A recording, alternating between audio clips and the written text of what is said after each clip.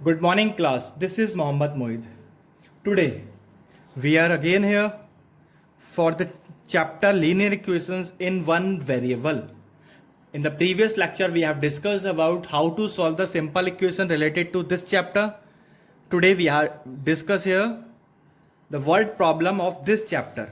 So, before starting, we have discussed what we have learned in the previous lecture. थोड़ा सा revision कर लेते हैं. तो when a number which is having an expression having variable constant and mathematical operator in it, these type of expressions are known as algebraic expression. like x plus 1, ये हो गया algebraic expression. Variable मतलब anything which have a capability to change, जो अपनी value को change कर सकता है. यहाँ पे x प्लस 1 हो सकता है, x की वैल्यू यहाँ 1 हो सकती है, 2 हो सकती है, 3 हो सकती है, कुछ भी हो सकती है. तो यहाँ पे x की वैल्यू चेंज हो रही है, तो ये वेरिएबल का काम कर रहा है. कांस्टेंट मीन्स 1, मतलब ये हमेशा 1 है. अगर मैं 1 प्लस 2 करूंगा तो ऑलवेज 1 प्लस 2 ऑलवेज भी 3 ही आएगा, चाहे मैं आज पढ़ूं या आने वाले आगे किसी भी टाइम तक. Mathematical operators, there are 4 mathematical operator, plus, minus, multiply and divide. Only 4 operators are there. हम इसी का यूज करके किसी इक्वेशन को सॉल्व करते हैं. अब बात करते हैं linear equations in one variable. Equations क्या होती हैं? इक्वेशंस वो होती हैं जिसमें हमारे पास इक्वल्स टू आ जाए बीच में, उसको हम इक्वेशन कहते हैं. जिसमें इक्वल्स टू नहीं आता है वो एक्सप्रेशन कहलाता है. तो यही दोनों में डिफरेंस होता है. Expression does not have equals to sign and equation have a equal to sign. अब बात करते हैं वन वेरिएबल की. वन वेरिएबल का मतलब उसमें एक ही वेरिएबल यूज होगा, either X, either Y, either Z, either A, B, anything. एक ही वेरिएबल का पूरी इक्वेशन में यूज होना चाहिए. लीनियर का मतलब होता है ऐसी इक्वेशन जो एक लाइन पर फॉर्म हो. अब लाइन पे फॉर्म होना है मतलब जिसकी हायर डिग्री 1 होती है. जैसे इसकी हायर डिग्री 1 है. अगर किसी इक्वेशन में हायर डिग्री 2 हो गई बट उसके अंदर एक ही वेरिएबल यूज हुआ है तो ये लीनियर नहीं कहलाएगा, क्योंकि इसकी हायर डिग्री चेंज हो चुकी है. तो ये हमेशा ये चेंज हो जाएगा, ये मतलब हमारे पास इक्वेशन नहीं कहलाएगी. तो यही है इसके अंदर रिवीजन जो हमारा लास्ट लेक्चर में पढ़ा था. Hope all you understand previous lecture में जो हमने पढ़ा था. तो अब बात कर लेते हैं हम थोड़े से वर्ड प्रॉब्लम की.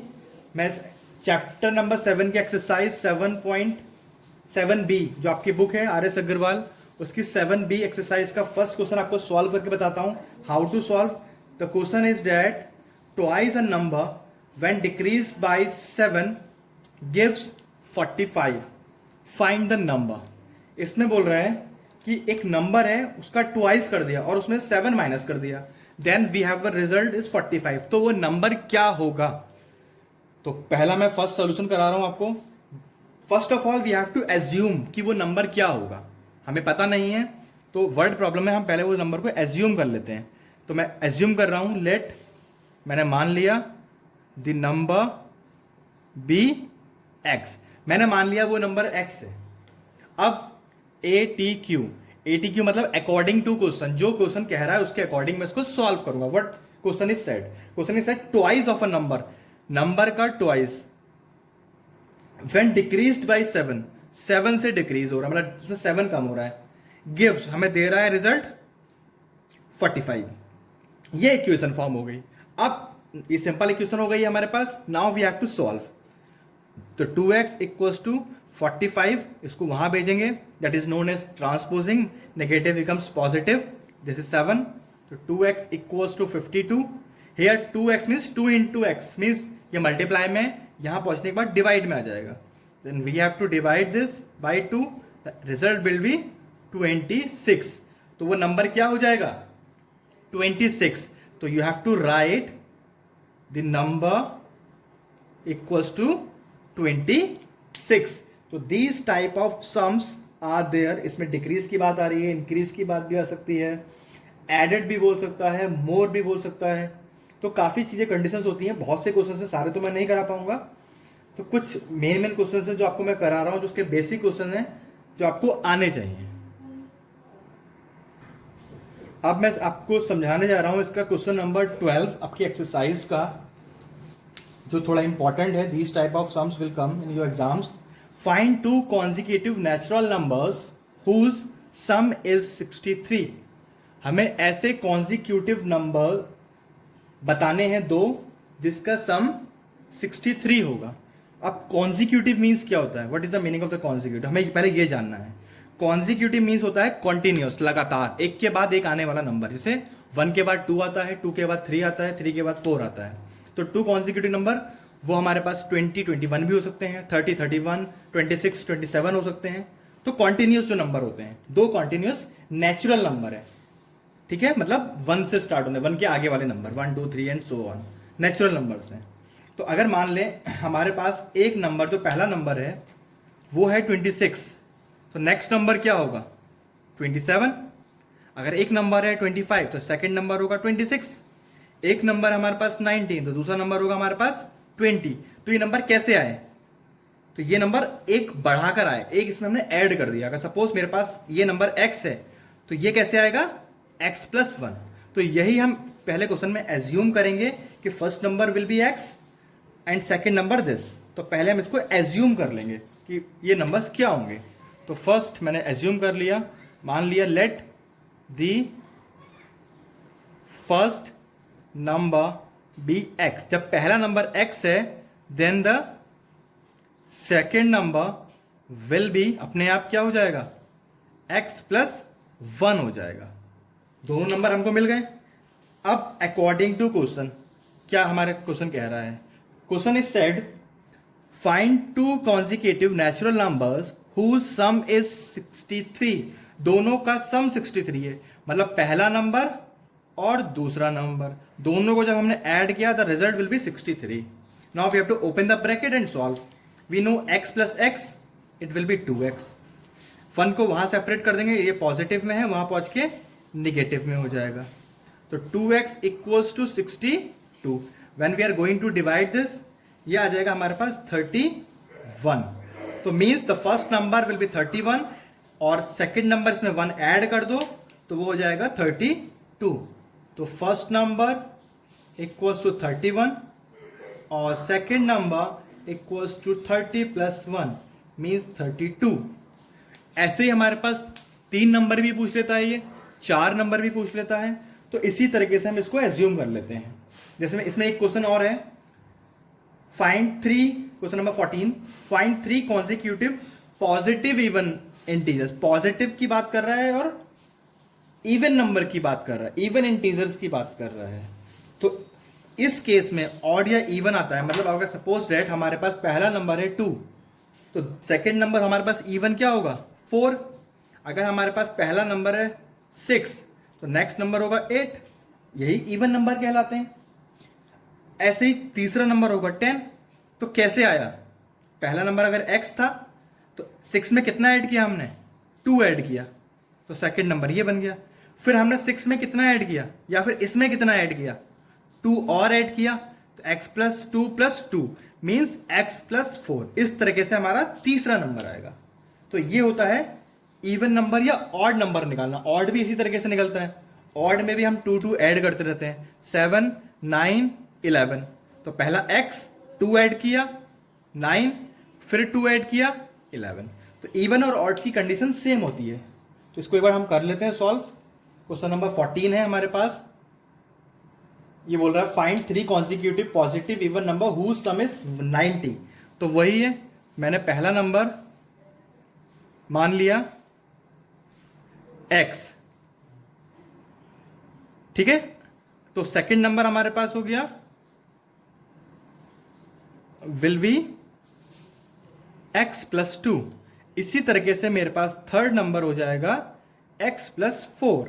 अब ये बोल रहा है अकॉर्डिंग टू क्वेश्चन कि द सम ऑफ दीज 3, मतलब ATQ you have to write according to question the sum of these 3 numbers, तीनों नंबर का सम हमारे पास है 90। तो 90। अब मैं सॉल्व करूंगा x + x + x, 3 बार x है तो ये 3x हो गया। 4 + 2 6, प्लस का 6 वहां पहुंच के नेगेटिव हो जाएगा, तो 90 - 6, तो x इक्वल्स टू ये हो जाएगा आपका 84, और ये मल्टीप्लाई में यहां आके आ जाएगा डिवाइड में। अब इसको डिवाइड कर लेते हैं, 3 × 1 = 3, 3 × 2 = 6, 2 बचा, 3 × 8 = 24, तो 24 इज दैट फर्स्ट नंबर, हमारा पहला नंबर आ गया। तो पहला नंबर हमारा आ गया 28, सेकेंड नंबर हमारा आ गया 28 + 2 30, और थर्ड नंबर हमारा आ गया 30 + 2 32। तो when we are going to add these three number the result will be 90। तो this is a method for solving these types of problems. फिर इसमें कुछ प्रॉब्लम्स ऐसी आती हैं जो एंगल्स पे डिपेंड करती हैं, कॉम्प्लीमेंट्री एंगल, सप्लीमेंट्री एंगल्स, जैसे मैं आपको समझा देता हूं। इस टाइप के क्वेश्चंस भी हैं हमारे पास। क्वेश्चन नंबर 29 में बता रहा हूं इसका एंगल्स पे डिपेंड। पहले कॉम्प्लीमेंट्री और सप्लीमेंट्री का मीनिंग समझ लेते हैं। तो फर्स्ट ऑफ ऑल हम थोड़ा समझ लेते हैं कॉम्प्लीमेंट्री एंड सप्लीमेंट्री का क्या मीनिंग होता है। तो complementary means the sum of two angles is 90 degree. इसमें एक 30 हो सकता है और एक 60 हो सकता है, दोनों का सम 90, उसको हम कॉम्प्लीमेंट्री कहते हैं। ये कोई भी हो सकते हैं, 15 + 75 हो सकता है, 2 का सम 90। ये 1 + 89 हो सकता है, 2 का सम 90। अगर हम बात करें सप्लीमेंट्री की, तो सप्लीमेंट्री मतलब 2 का सम 180, तो ये 90 + 90 हो सकता है, वो 100 + 80 हो सकता है। तो इसी को हम सप्लीमेंट्री बोलते हैं। ये 70 + 110 हो सकता है, 180। जैसे भी हमने कॉम्प्लीमेंट्री की बात की थी, complementary means the sum of two angles is 90 degree, तो ये 50 + 40 हो सकता है। तो ये तो हो गया कॉम्प्लीमेंट्री एंगल्स, ये हो गया सप्लीमेंट्री एंगल्स। अगर एक एंगल की बात करूं तो इसका नाम हो जाएगा कॉम्प्लीमेंट, और इसका नाम हो जाएगा एक एंगल का सप्लीमेंट। दोनों मिलकर बनते हैं सप्लीमेंट्री एंगल्स। जब सम 180 सप्लीमेंट्री एंगल्स, सम 90 कॉम्प्लीमेंट्री एंगल्स। एक को बोलेंगे सप्लीमेंट, इसको बोलेंगे कॉम्प्लीमेंट। तो ये आई होप आपको समझ में आ गया होगा कि कॉम्प्लीमेंट्री एंगल्स कौन से होते हैं और सप्लीमेंट्री एंगल्स कौन से होते हैं। अगर हमें दूसरा एक एंगल गिवन है, दूसरा निकालना है, तो उसको सप्लीमेंट्री होगा तो 180 से माइनस करते हैं, कॉम्प्लीमेंट्री होता है तो 90 से माइनस करते हैं। तो क्वेश्चन नंबर 29 है, two complementary angles differ by 8 degree, find the angles. दो एंगल हमारे पास एंगल है, दोनों का डिफरेंस 8 है, मतलब अगर एक 20 है तो दूसरा 28 है। तो डिफरेंस आपको समझ में आ गया। अगर ये x है तो ये x + 8 है। डिफरेंस में हम ऐड भी कर सकते हैं, सब्ट्रैक्ट भी कर सकते हैं। अगर मैं ऐड करूंगा तो छोटा एंगल पहले आएगा, बड़ा बाद में आएगा। अगर मैं सब्ट्रैक्ट करूंगा तो बड़ा पहले आएगा, छोटा बाद में आता है, उसकी कोई प्रॉब्लम नहीं है। तो first of all assume let first angle be x, तो therefore second angle will be x + 8। Now according to question ATQ, ये हमें देखना जरूरी है कि जब कंडीशन क्या है हमारे पास।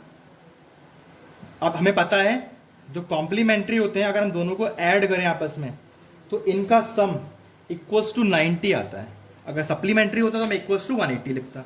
x + x 2x equals to 8 को वहां ट्रांसफर करूंगा, 90 - 8, तो 2x इक्वल्स टू 82।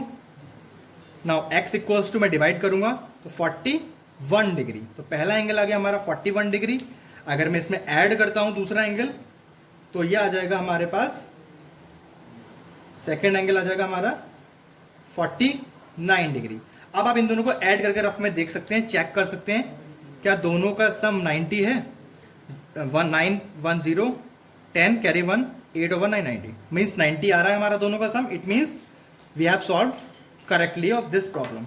तो ये हमें इस तरह के प्रॉब्लम्स के अंदर फेस करने को मिलेंगी। Hope all you understand. अगर कोई प्रॉब्लम हो तो you can ask. Thank you.